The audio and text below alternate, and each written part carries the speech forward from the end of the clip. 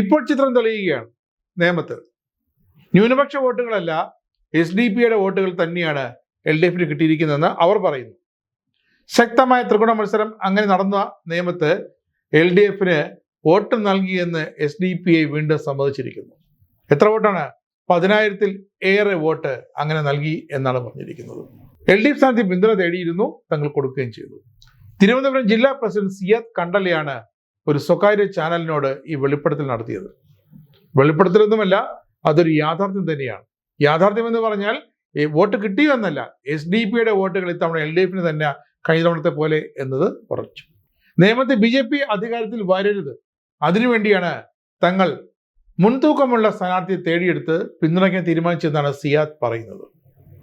അങ്ങനെയാണെങ്കിൽ നേമത്ത് മുൻതൂക്കമുള്ള സ്ഥാനാർത്ഥി നിങ്ങൾക്ക് തെറ്റിപ്പോയി, അത് രാജീവ് ചന്ദ്രശേഖർ തന്നെയാണ്. എല്ലാ പാർട്ടിക്കാരും വോട്ട് അഭ്യർത്ഥിച്ചിരുന്നു. നേമത്ത് BJP വരാതിരിക്കാൻ UDF-നോ LDF-നോ, അങ്ങനെ LDF-നെ ഞങ്ങൾ തിരഞ്ഞെടുത്തു. SDP-ക്ക് നല്ല സ്വാധീനമുള്ള മേഖലയാണ് നിയമമെന്ന് അവർ അവകാശപ്പെടുന്നു. ഇത് തന്നെയാണ് തുടക്കത്തിലും പറഞ്ഞത്. ഈ ഒരു പൊള്ള വാഗ്ദാനത്തിലാണ് വി ശിവൻകുട്ടിയും LDF-ഉം ഒക്കെ വീണുപോയത്. എന്നിട്ട് എന്തായി? സിയാദ് കണ്ടല എന്ന SDP-യുടെ തിരുവനന്തപുരത്തെ ജില്ലാ പ്രസിഡന്റ് പറയുന്നു, ഞങ്ങളുടെ വോട്ടുകൾ ഇതാ LDF-ന് സ്വാഭാവികം കൊണ്ട് കുത്തിയിരിക്കുന്നു.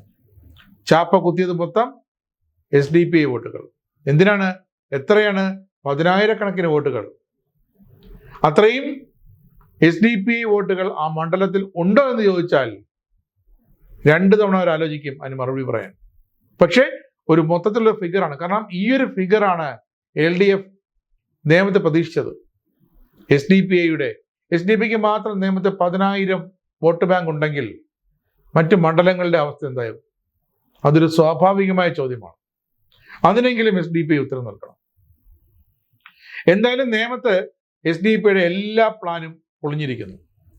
ജനപിന്തുണയുള്ള, ജയിക്കാൻ സാധ്യതയുള്ള, മുൻതൂക്കമുള്ള സ്ഥാനാർത്ഥിയെ തേടി തങ്ങൾ അലഞ്ഞു. അങ്ങനെ ആ സ്ഥാനാർത്ഥി വി ശിവൻകുട്ടിയായിരുന്നു. ശിവൻകുട്ടിക്ക് ഇതാ 10,000 വോട്ടുകൾ കൊണ്ട് കുത്തിക്കൊടുത്തു എന്നാണ് അവർ പറയുന്നത്. അങ്ങനെയാണെങ്കിൽ നിങ്ങൾക്ക് തെറ്റി. ന്യൂനപക്ഷത്തിന്റെ വക്താക്കളാകാൻ നിങ്ങൾ ആരും ഇവിടെ ക്ഷണിച്ചിട്ടില്ല. നേമത്ത് ഏറ്റവും മുൻതൂക്കമുള്ളത് അത് രാജീവ് ചന്ദ്രശേഖർ എന്ന NDA സ്ഥാനാർത്ഥിക്ക് തന്നെയാണ്. എന്തായാലും ഇനി വോട്ടെണ്ണുമല്ലോ. നേമത്തെ വോട്ടെണ്ണുമ്പോൾ അത് SDP-ക്ക് വ്യക്തമായിക്കൊള്ളും.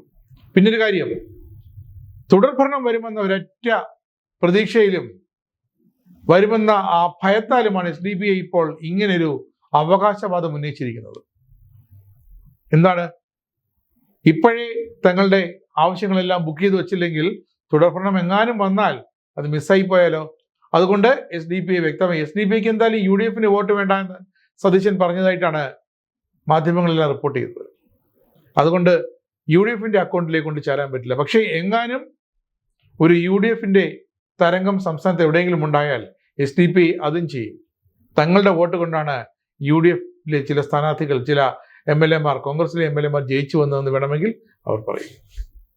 പക്ഷേ ഇവിടുത്തെ യാഥാർത്ഥ്യം LDF സ്ഥാനാർത്ഥി കബളിക്കപ്പെട്ടു എന്നതാണ്. LDF-ഉം LDF സ്ഥാനാർത്ഥിയും SDP-യുടെ അവകാശവാദമാണ്, അവരുടെ സ്വപ്നമാണ്, ഒരിക്കലും നടക്കാത്ത സ്വപ്നമാണ് ഈ 10,000 എന്ന ഫിഗർ. ഇനിയെങ്കിലും അത് LDF മനസ്സിലാക്കിയാൽ അവർക്ക് കൊള്ളാം.